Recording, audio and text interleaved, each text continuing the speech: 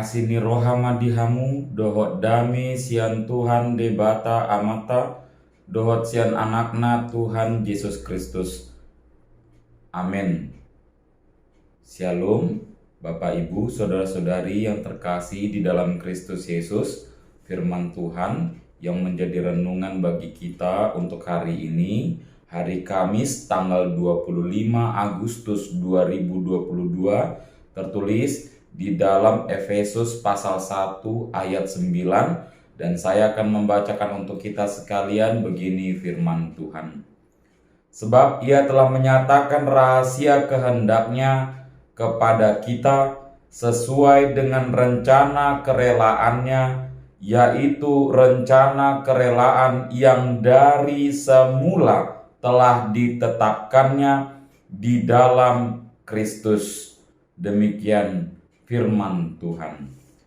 Bapak, Ibu, saudara-saudara yang terkasih dalam Kristus Yesus, ketika kita menyampaikan sebuah rahasia kepada seseorang yang kita anggap bisa dipercayai, berarti orang tersebut adalah orang yang benar-benar dekat dengan kita.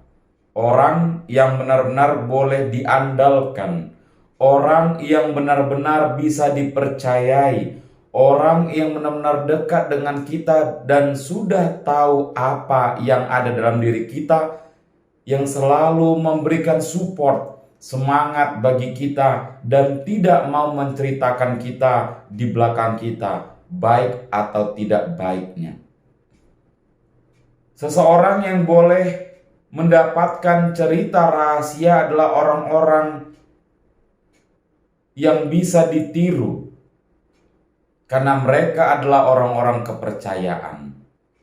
Demikian juga dengan firman Tuhan yang menjadi renungan bagi kita pada hari ini, di mana Allah telah menyatakan rahasia kehendaknya. Berita sukacita yang besar bagi kita sebagai orang percaya, karena kasih-Nya dan kuasa-Nya Allah berkenan menyatakan rahasia kehendaknya kepada umat manusia yang penuh dengan dosa. Dan rahasia itu disampaikan kepada kita, orang-orang yang percaya. Dengan menyatakan rahasianya kepada kita, berarti Allah berkenan untuk membuka diri-Nya terhadap kita. Dan suatu hal yang tidak mungkin terjadi kalau kita memakai ukuran dunia ini. Karena jika seseorang berani menyatakan rahasianya kepada orang lain, berarti itu adalah teman yang baik. Seperti yang saya katakan di awal renungan pada hari ini.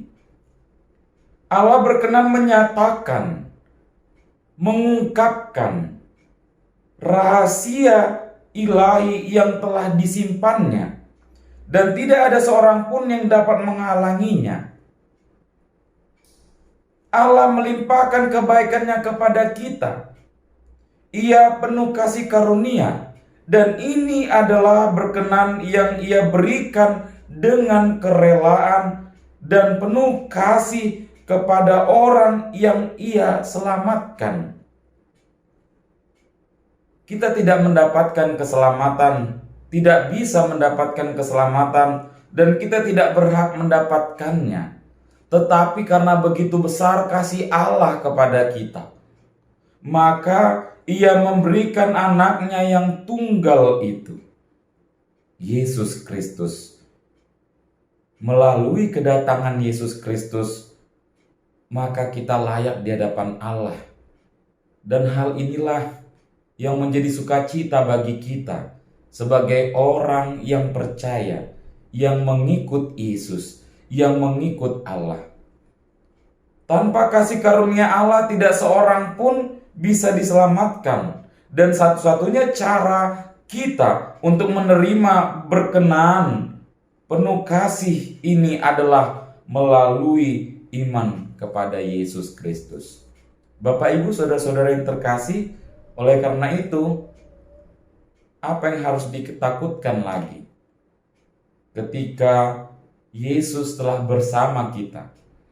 Dan jika Tuhan Yesus telah memberitahukan dan telah terbuka dan tidak ada lagi rahasia terhadap kita, berarti itu adalah tandanya kita benar-benar orang yang dikasihi Dia. Dan sebaliknya, kita sebagai orang yang dikasihi, sebagai orang yang mengikut Allah dan setia kepada Yesus, kita juga harus berani menjadi orang-orang kepercayaan, haposan, orang yang kudus, dan jauh dari perbuatan-perbuatan yang tidak disukai oleh Allah. Hiduplah di dalam kekudusan. Dan mari kita berikan semuanya kehidupan kita kepada Allah. Percayakan kepada Dia, agar Allah yang bekerja dan memberkati kehidupan kita. Dan kita sebagai orang yang percaya harus setia mengikut Yesus. Bagaimanapun situasi, apapun yang menjadi rintangan, kita harus tetap setia mengikut Dia. Karena kita telah diberikan janji keselamatan. Akan ada keselamatan bagi kita orang-orang yang percaya, yang setia mengikutnya. Kiranya Tuhan kita Yesus Kristus memberkati kita hari ini dan membantu kita dalam setiap kesulitan-kesulitan kita. Tuhan Yesus memberkati. Amin. Kita berdoa. Bapa di dalam surga, pada hari ini ya Tuhan, kami boleh bersuka cita atas berkat Tuhan, nafas kehidupan dan kesehatan yang boleh kembali kami rasakan. Kami mengucap syukur buat kebaikan Tuhan. Dan pada saat ini kami akan memulai kehidupan kami, memulai aktivitas pekerjaan yang Tuhan sampaikan bagi kami. Tuhan, tolong bantu kami dan lindungi kami pada satu hari ini, agar apa yang kami lakukan boleh sesuai dengan kehendak Tuhan dan kami boleh melakukannya dalam penuh sukacita. Ya Tuhan, ampuni kami dari dosa dan pelanggaran kami, agar kami senantiasa layak di hadapan. Terpuji termuliakanlah nama-Mu hari ini, esok sampai selamanya. Di dalam Kristus Yesus kami berdoa dan mengucap syukur. Bapa kami yang ada di surga, dikuduskanlah nama-Mu, datanglah kerajaan-Mu, jadilah kehendak-Mu di bumi seperti di surga. Berilah kami pada hari ini makanan kami yang secukupnya, dan ampunilah kami akan kesalahan kami, seperti kami juga mengampuni orang yang bersalah kepada kami. Dan janganlah membawa kami ke dalam pencobaan, tetapi lepaskanlah kami daripada yang jahat. Karena Engkau yang punya kerajaan dan kuasa dan kemuliaan sampai selama-lamanya. Amin. Anugerah dari Tuhan kita Yesus Kristus, damai sejahtera dari Allah Bapa dan persekutuan Roh Kudus, itulah yang menyertai engkau sekalian. Amin.